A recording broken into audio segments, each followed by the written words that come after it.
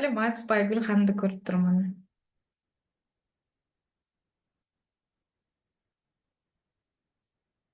Мен даусым бәріңізге естіліп тұр ма? Естіліп тұр енді. Мен резко келгем ғой. А,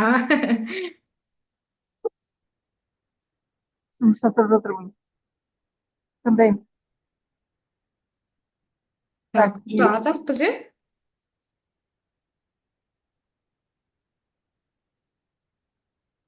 мен Назгүл кірді ма? Назгүл кірді. Так,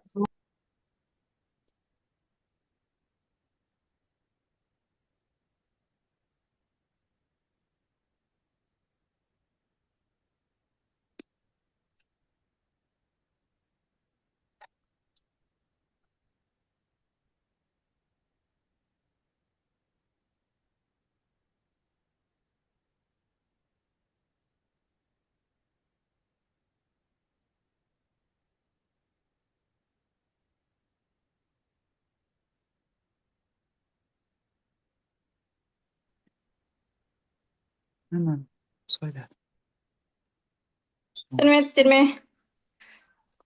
Саламатсыздар ма? Хотя выключаю выключаю звук. Аха, дауыстарын өшіріп қоя салыңыздар. Так, бір-екі минут тағы күте тұрайық, сосын бастай беремін. Кеш жарық. Қыздар, осы зумның сәлеметсіздер ме? Кеш жарық. Осы зумның записи болады ма, болмайды ма? Мен записін жазып жатырмын, аха, осы жолы жазып жатырмын. Телефоннан просто жасай алмадым да, мына компьютермен шығып жазып жатырмын. Сосын тематика қандай болады? Сол мен просто қызмен жол жүрейін дегенмін де қазір. Сол тематикасы қандай болады бүгін? Қазір біз рилстің сценарийларын тоқталамыз, сосын парақшаның упаковкасын бастаймыз. Аха, жарайды, жақсы.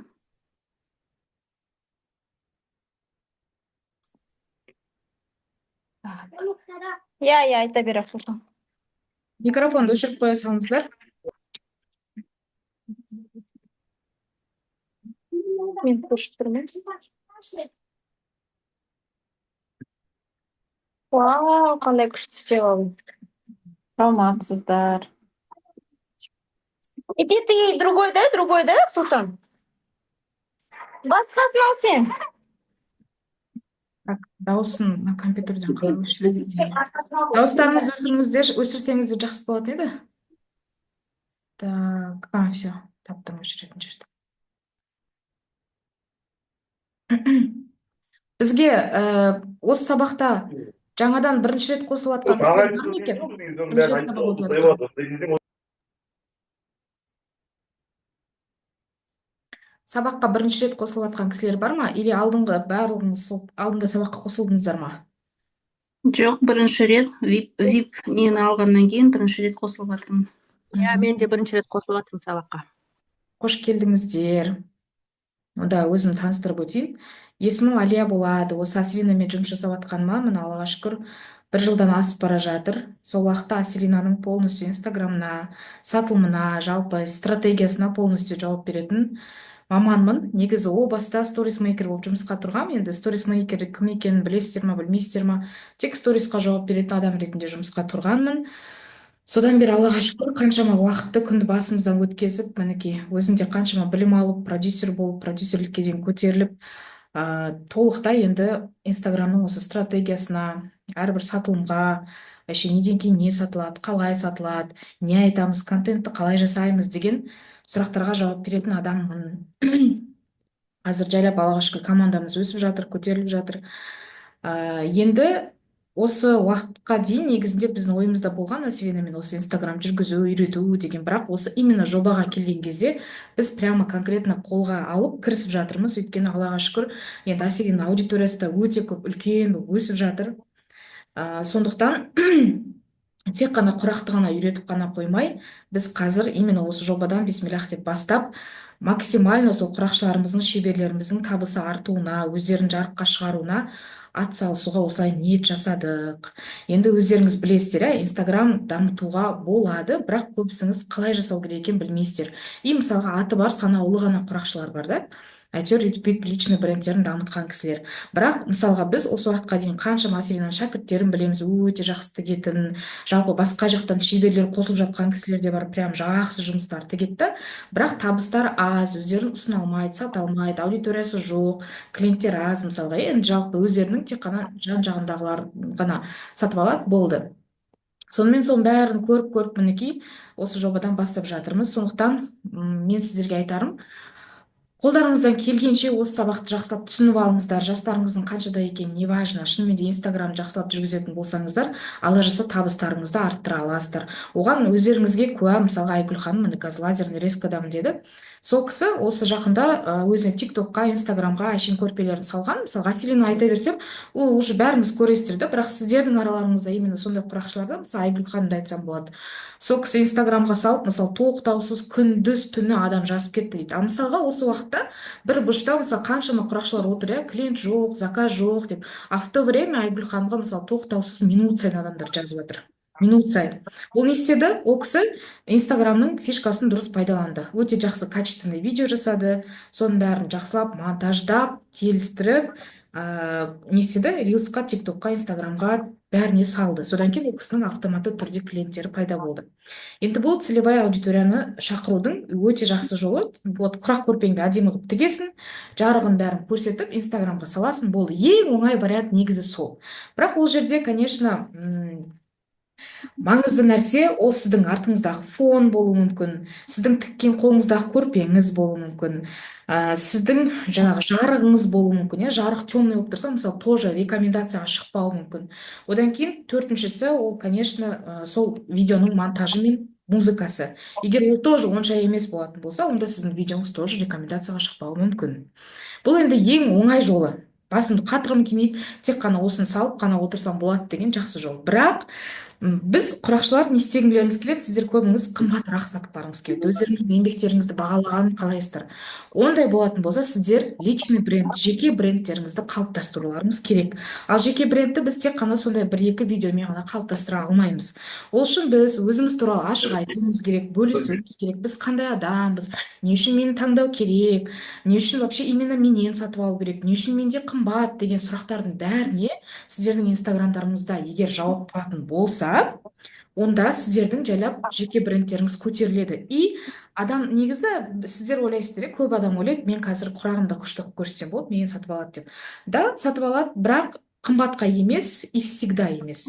Сатып алады қай кезде адамды сен парақшаны адамды көрген кезде сатып алады. Біздің негізгі мақсатымыз да сол. Инстаграмға өздеріңізді кәдімгі жеке тұлға ретінде жақсылап көрсету. Енді алдында мен тоже айтқан болатынмын. Өте көп біздің қазақтың осы қыз-келіншектері тұрмысқа шыққаннан кейін енді сіздер бала-шаға, өмір, тіршілік деп өздеріміздің мына жеке тұлға екендерімізді ұмытып кетеміз. Соның арқасында, сол ұмытып кеткеннің әсерінен немесе кесірінен деп айтсам да болады, Инстаграмға не саламын деп бастарымызды қатырып жатамыз. Біреулер ойлайды, менің өмірім қызық емес деп ойлайды. Мысалға кеше тоже бір кісімен текст жазып жатырмыз. Өзіңіздер шығарыңыз, ішіңізден айтыңыз, шығарыңыз деп жатсам, ну не айтамын мен, я типичная мама деп айтады. Мысалға болды. Көрдіңіздер, я типичная мама дейді. Қарапайым мамам мен сияқты бәрі өмір сүріп жатыр ғой. Мен не айтамын дейді мысалға. Көрдіңіздер ме? Міне сіздердің ең бірінші қате ойларыңыз осы. На самом деле олай ойлаудың қажеті жоқ. Осы күнге де айтып келе жатырмын. Әркімнің өзінің өмірі бар. Самое главное, сіздер сол өмірлеріңіздің қызық моменттерін, ключевой моменттерін, продающий моменттерін, сіздерге жаңағы клиенттерді тартып баурап алатын моменттерін дұрыс көрсете алсаңыздар болды. А так сіздерге керемет үйді көрсетудің, болмаса шетелге шығып саяхаттап жүргендеріңізді, немесе қымбат көлікте, күшті үйде отырғандарыңызды, или азаннан кешке дейін қыдырып жүргендеріңізді, там ресторан, кафеде жүргендеріңізді ғана көрсету. Көбісінің негізі ойы сол. Мен сондай өмір менде жоқ қой, мен қалай Инстаграм жүргіземін деп ойлайды да, көрдіңіздер ме? На самом деле мәселе ондай емес. Біз қазір сіздермен міне осы Инстаграм барысында да сіздермен как раз таки соны үйреніп жатырмыз. Вообще қалай жасау керек, қолыңда бар нәрсені қалай ақшаға айналдыру керек. Мінекей осыны жақсылап түсініп алсаңыздар, алла жазса сіздердің табыстарыңыз өсетініне мен сенімдімін.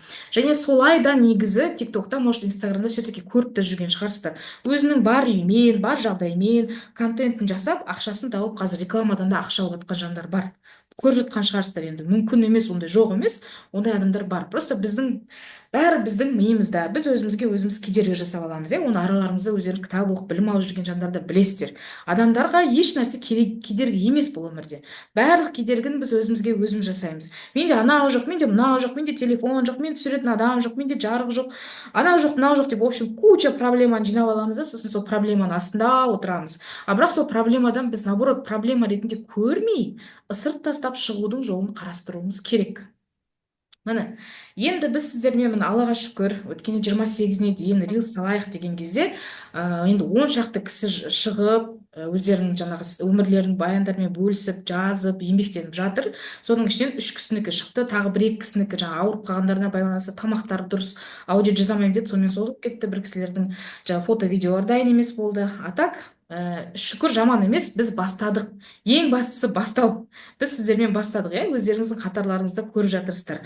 Айғаным ханым салды, Эльмира ханым салды, Гүлбара ханым салды. Қазір инстаграмды ашып қарасаңыздар, бәрінің де үшеуінің де просмотр жаман емес. Үшеуінің де просмотрлар жақсы. 500-600-дің айналасында қап кеткен жоқ. Бәрі 5000-нан асты. Уже почти енді 1-2 күн тағы да тұрса, уже 10.000 просмотрдан асады. Өздеріңіз ойлаңыздаршы, 10.000 қаралым болып жатыр. Сол кісілердің жасаған жұмыстарына, бөліскендеріне, еңбектенгендеріне, көрдіңіздер ме? Ал бұндай нәрсені сіздер бәрін жасай аласыздар. Самое главное не істеу керексіздер? Ашылуларыңыз керексіздер, шынайы бөлісу керексіздер, ештеңені құрастырып ойдан шығару жоқ. Түсінікті, Енді қараңыздар, мен сіздерге негізінде барлық осы жазған кісілердің бәрінің жұмыс тексттарын негізінде жіберіп отырдым. Мысалға, Гүлбара ханым, қазір мен сіздерге айтайын, құмар ойыннан үлкен табысқа деп негізі текстін бастады. Негізінде мынандай нәрседен кейбір кісілермен бізде рилс тез шығып кетеді. Неге? Өйткені ол кісілер ана фокусты дұрыс түсінеді да, бір ғана теманың айналасында тұрады. Ол кісілермен бізде рилс тез шығады. Мысалы, Айғаным ханым, Гүлбара, жалпы бірінші шыққан кісілерде. Кейбір кісілердікі сіздер бір сценарийдің ішіне, получается, бірнеше, мысалы, кеше Айгүл ханым сіз жіберген кезде жаңағы близкий, потеря близких кетіп жатыр, соның ішінде күйеуімен танысқаны, күйеуінің махаббаты туралы кетіп жатыр, сосын барып сүйікті ісі туралы кетіп жатыр, сосын барып жоба туралы. То есть бір ғана тексттің ішіне 4 түрлі әңгіме кетіп қалды да, көрдіңіздер ме? Біз олай жасамауымыз керек. Егер бір тексттің ішіне сол 4-5 тақырыпты қозғап кететін болсақ, онда сіздердің понятно о чем болып қалады. Не туралы айтылып жатқаны белгісіз болып қалады. Сол үшін біз максимально былай устки жинаймыз. Дауысты қоса берді, Махат деген кісі, пожалуйста, дауысы өшіп тастасаңыз жақсы болатын еді. И біз не істеп жатырмыз? Мынау басқа бірінші шыққан кісілердікі, получается, олардікі кішкене болсын смыслға жақын болды да, көрдіңіздер ме? Маған қиын болған жоқ. Мен оқыдым, мына ой жеткісі келіп тұр, так, все. Осылай айттым, и олар тағы 1-2 рет жазды, сонымен біздің рилсіміз уже дайын болды. Самое главное, бәріңіздің қиналғандарыңыз, ол дұрыс продающий тақырып қою. То есть өздеріңізге шақыратын тақырыпты қою. Енді мысалы, кеше Гүлбара ханым құмар ойыннан үлкен табысқа деп бастады. Құмар ойыннан үлкен табысқа. Енді қараңыздар, ең маңызды нәрсе, цепляющий деп айтып жатқаным рилста бастапқы 3 секунд, әрі кетсе 5 секунд. Көрдіңіздер ме? Осы 3 секунд пен 5 секундтың арасында сіздер аудиторияны цеплять етулеріңіз керек. Цеплять ету деген, жаңағы кеше Мейрамкүл ханым түсінбей қалған, мысалы, іліп нәрсең жоқ деп айтты деді. Цепляющий деген ол сол бірден видеоны көрдің, бітті. Не айтайын деп жатыр мына кісі деген сияқты. Мысалы, кеше Гүлбара ханымдікі соңғы салған вообще уже 17.000 просмотр болыпты. Неге? Өйткені не істеді? Қалай 16 миллион теңгемен тігін арқылы құтылдым дегенге сенесіз бе? Болды, уже цеплять етілді. Бұл жерде мысалға ол кісі жазбағанда, мысалы, қанша миллионнан құтылды, қанша уақытта құтылды, мысалы, оның бәрін кейін жазып жатыр да. Бұл көрдіңіздер ме? Тексттің негізгі маңызды моменті болып тұр. Ключевой моменттерді сіздер көрмейсіздер да, жалпылама текст қылып айтып бересіздер. Ключевой момент деген сол, жалпы қанша уақытта адам миына ойланады, так, мәссаған қалай құтылды, қанша миллионнан құтылды. Мысалға, егер былай айтса, қарызымнан тігін арқылы құтылдым десе, это уже не болып қалады, уже цепляющий болмай қалады. Потому что қарыз деген сөз ол белгісіз, ол 100 мың теңге туралы айтып жатыр ма, 500 мың теңге туралы айтып жатыр ма, мысалы белгісіз, көрдіңіздер ма? Сол үшін не керек? Бізге жазған кезде тақырыбында нақтылық керек, міндетті түрде. Ал біз қалай 16 миллион деп жаздық, болды, 16 миллион. Любой адамның басында сіздер мына нәрсені прям жақсылап тұрып түсініп алыңыздар. Цепляющий текст қойған кезде менің аудиториям или жалпы адамдар нені ойлап жүреді деген нәрсені қойыңыздар. Сіздер мысалға былай бастап жатырсыздар ғой рилсті жасаған кезде. Мен осындай жақта туылғанмын, осындай деп бастап жатырсыздар, иә?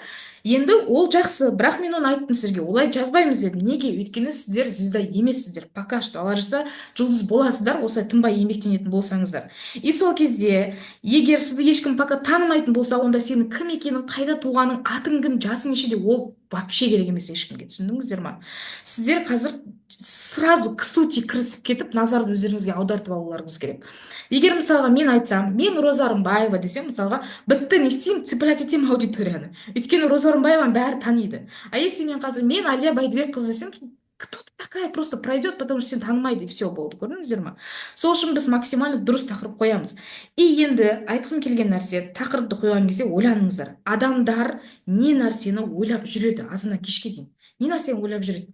Сіздердің, айтып жатырмын ғой, бүкіл Инстаграмда, ТикТокта контент деген миллион контент жүріп жатыр. Сіздердің конкуренттеріңіз өздеріңіздің қатарыңызда құрақшылардан бөлек жалпы барлық Инстаграмдағы әрбір контент салушы адам бір-біріне конкурент.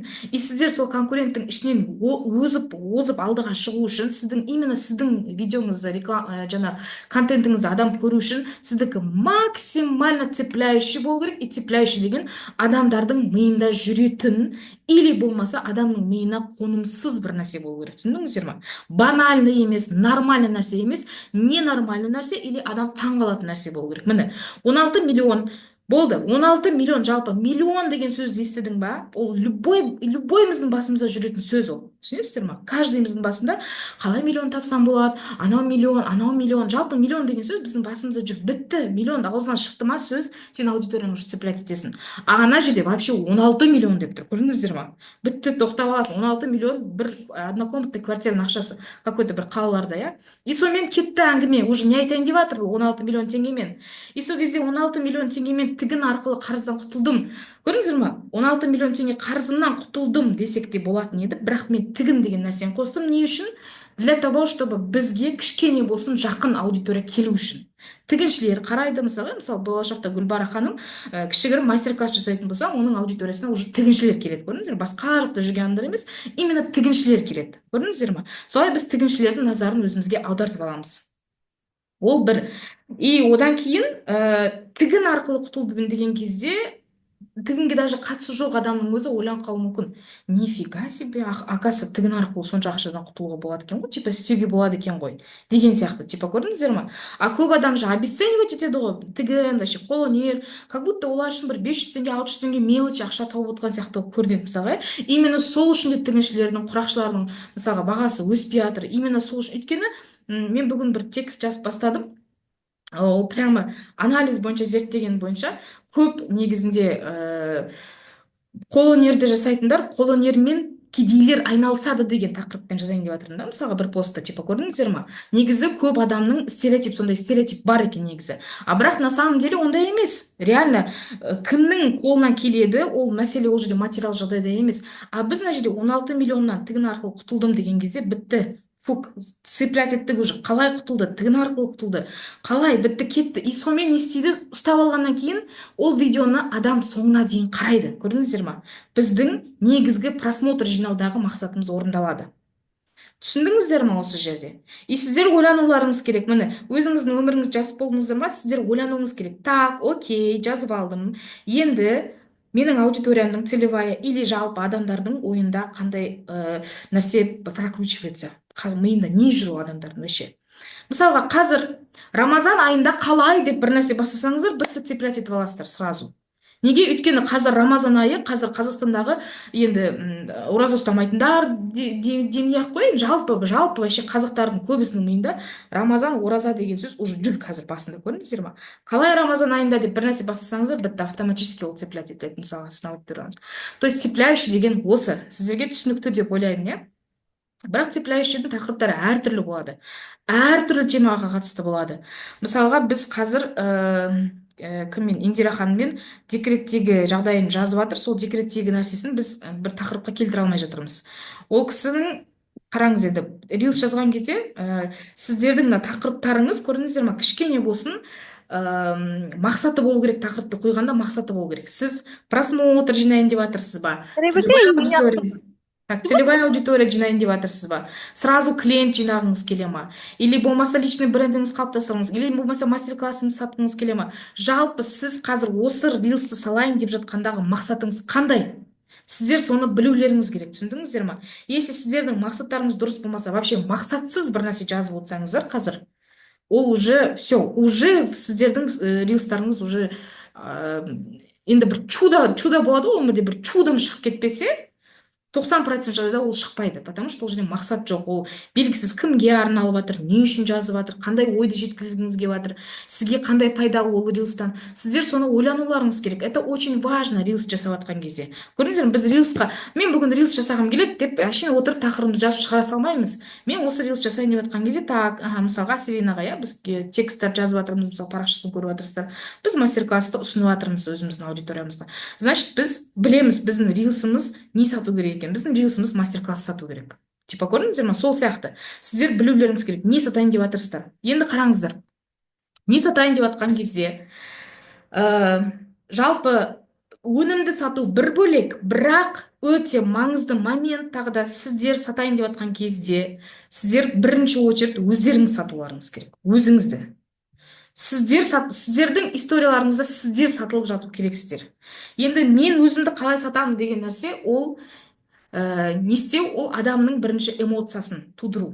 Егер сол адам, сол экранның ар жағында отырған адам сіздің историяңызды жазған рилсіңізді оқыған кезде бір восхищение туса, мәссаған, вообще мықты әйел екен, мысалға, иә, болды, мықты әйел екен, или там кетті, мәссаған, типа осындай бір нәтижеге жеткен екен, жетістікке жеткен екен, или болмаса бір сіздің қызықты бір оқиғаңыз көрді да, тура мен сияқты екен ғой, или болмаса әшейін сіздің бір оқиғаңыздан сіздің настолько жауапкершілігі мол адам екеніңізді көрді да, болды, көрдіңіз ба, сіздің историяңыз уже сатып жатыр деген сөз. Сондықтан сіздер сол 1 минуттың ішінде өздеріңіз сатып та үлгерулеріңіз керек, өздеріңізді. Тек қана өнімді емес, тек қана көрпені емес, өздеріңіз сатып үлгерулеріңіз керек.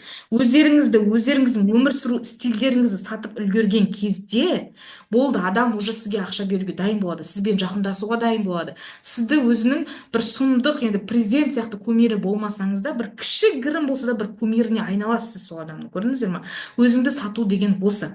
И солай өзіңіздің какой-то бір характеріңізді, өмір сүру стиліңізді, плюсыңызды бір жеткізе алған кезде екінші бір адамға, ол адамның сізден сатып алуы болашақта оңай болады, потому что сіз өзіңізді оған уже сатып жібердіңіз, болды.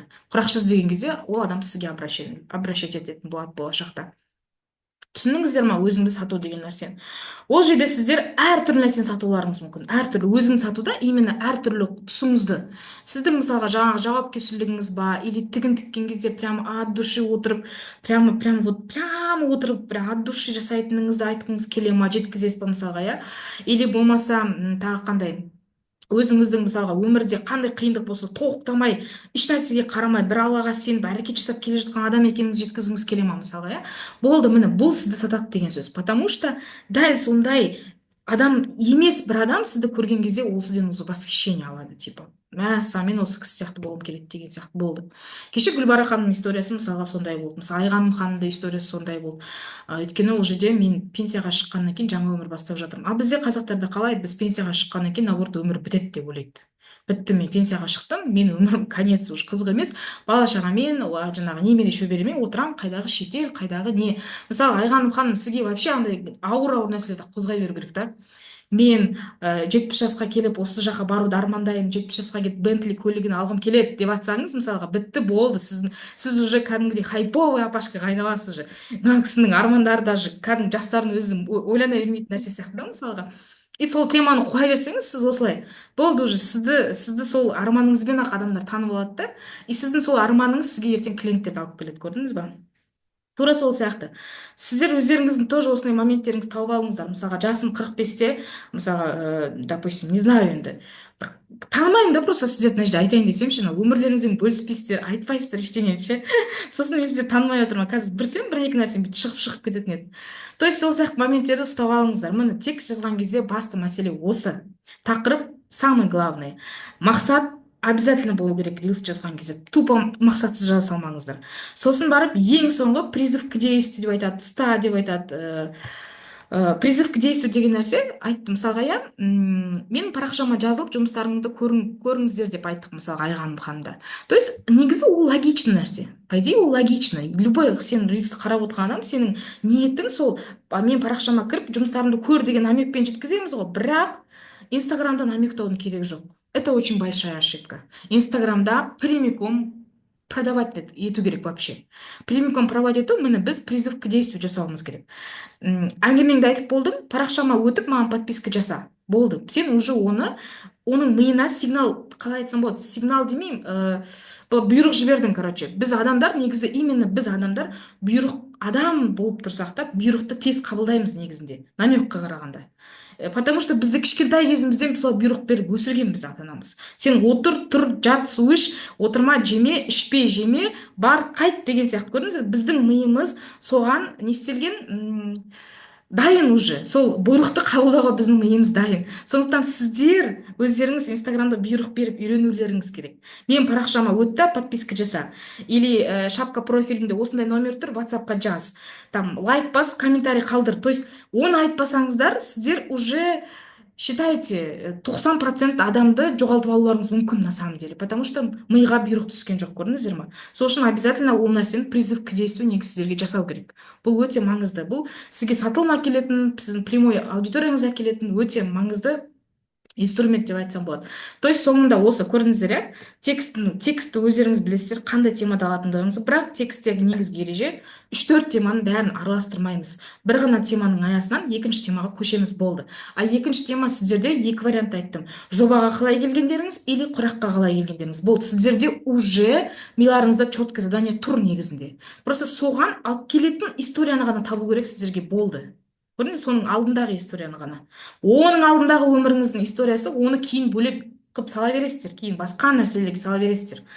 Именно мына жобаның парақшасындағы сол екі нәрсе. Сіздерде уже легче, по идее, негізі жазу сіздерге негізі легче болу керек. Енді осы жерде қазір біз келесі тақырыпқа өтеміз. Осы жерде сұрақтарыңыз болса, или мен осындай история жазып едім, осыны қалай келтірсем болады деген сұрақтарыңыз болса, давайте қойып жіберіңіздер.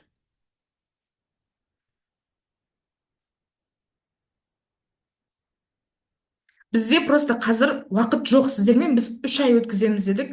3 ай күнделікті кері байланыстамыз, бірақ айына 2 реттен ғана зумға шығамыз, көрдіңіздер ме? Сондықтан сіздермен біз қазір тез әлі прогревтің темасына өтуіміз керек. Прогрев деген аудиторияны қыздырудың темасына өтуіміз керек. Сондықтан мен сіздермен қазір слишком отыра алмаймын. Өйткені бізде қазір уақыт жоқ. Сіздер тезірек нәтижеге шығару үшін тезірек ілесіп кетулеріңіз керек. Информацияны сіздерге мен майдалап беріп жатқан жоқпын. Важный, керекті нақты моменттерін беріп жатырмын. Контенттің қандай түрі бар деп мына жерде бізге қазір отырудың керегі жоқ, мысалға. Сіздерге Алия ханым, работающий инструмент беріп жатырмын.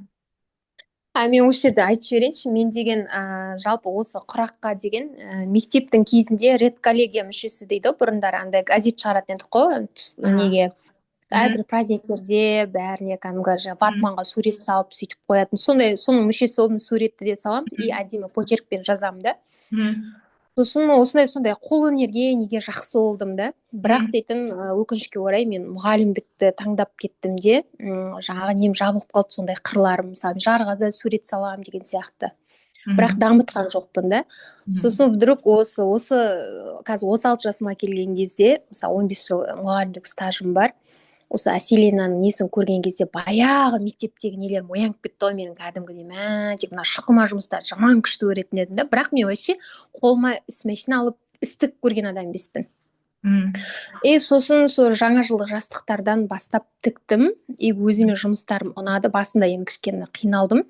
Бірақ жаңа 3-4 көпшіктерге келген кезде, жастықтарға келген кезде әдемі шыққаннан кейін өзіме вообще кәдімгі ұнағаннан 6 курс сатып алдым ғой мен деген. бір нарта алтыма бір сигарет ма? сатып алдым. Иә, желтоқсан, қаңтар 2 айдың ішінде уже 6 курс сатып алдым ғой. Енді қазір жаңа көне иненің тағдырын тігіп жатырмын ғой, бұйырса Алла қаласа. Бірақ совместный екеуін де алып жүрмін да. Енді соны мысалы ориентация ма, сол жағынан өзіңді не істемегеннің кесірі шығар, мысалы дұрыс бағытыңды білмегеннің деп ойлаймын да. Бірақ кесір деп те айтпаймын, но бірақ осы енді уақытым көп кеткен жоқ қой, шүкір Алла. Резко бір моментті ловить етіп, сол қырымды қайта шыққаныма қуанамын да кәдімгідей. Ал соған қалай бастап жүруге болады? Енді бұл жерде көрдіңіз ба, опять мақсат. Сіз кімсіз? И сіз сол рилс арқылы не жасағыңыз келеді? Қазір просто сіз соны ойланып көріңізші, Бақытнұр ханым. Мен қазір рилс жазамын, алла жазса, міне жобаның ортақ парақшаға шығады, бір емес 3 парақшаға шығады. Сол 3 парақшада осы историямды адамдар көрген кезде, менен осы историямдан адамдар не алса екен деген сіздің ойыңыз, вот не бергіңіз келеді адамдар?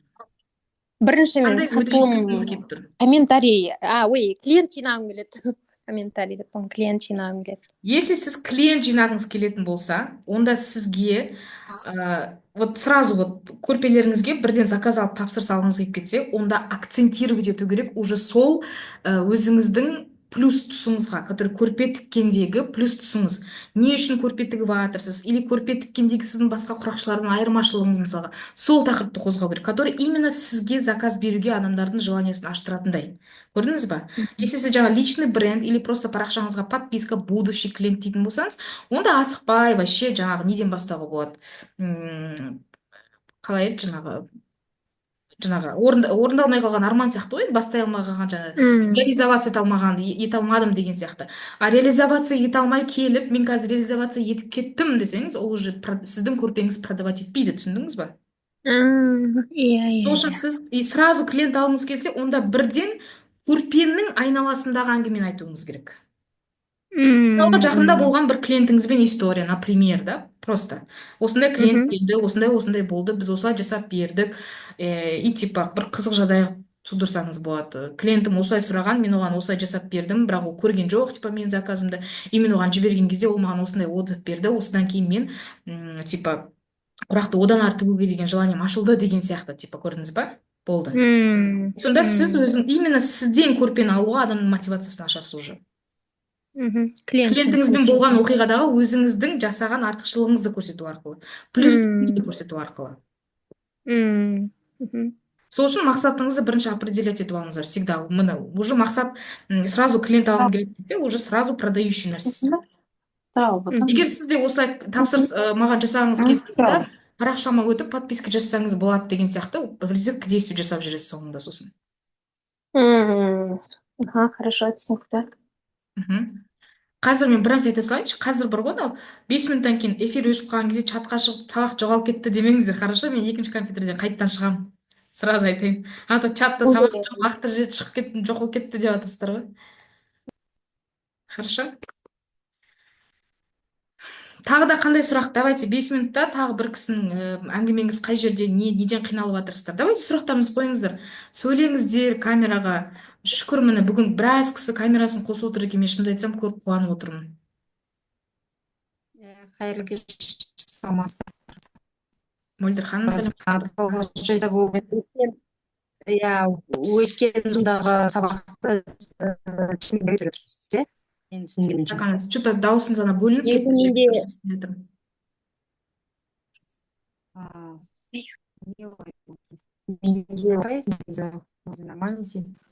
Мөлдір ханым. Менде негізі екі тақырып тұрды. Менде екі тақырып тұрда ойымда. Оның қайсынан бастарымды білмей отырмын. Сол енді қазір сіздің неңізді түсініп қайсынан бастарымды ше. Мен басында ең бар мен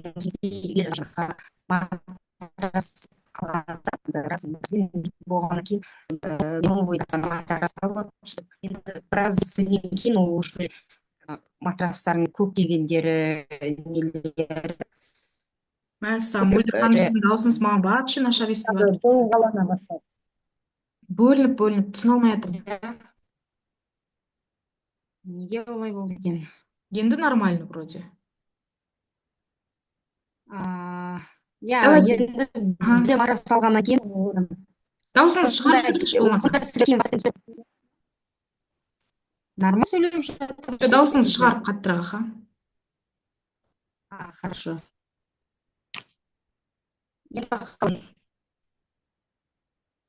Айта беріңіз бірдеңе.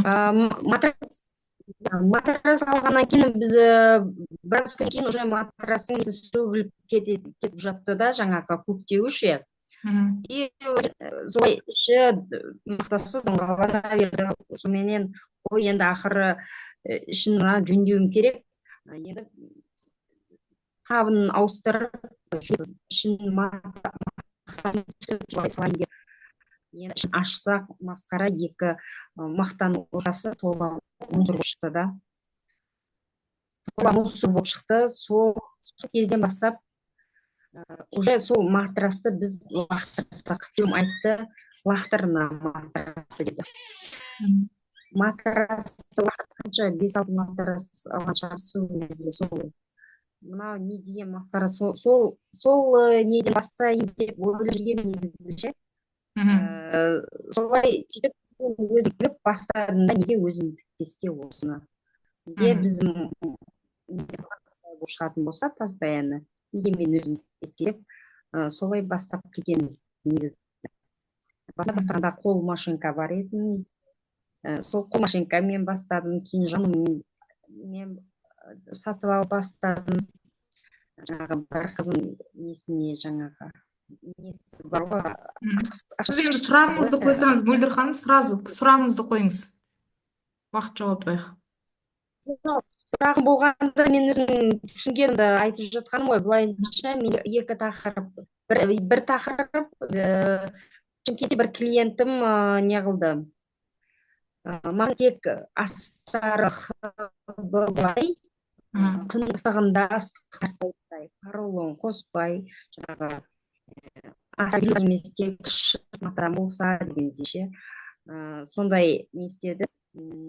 Содан кейін уже солай менің жұмыстарымды көре уже елді дұрыс екен, мынау дұрыс екен деп, осы дұрыс екен деген негізінде ойда санада небір нәрселер сайрап жатыр, бірақ жеткізуге тіл байлығымыз жетпей жатыр ғой сол.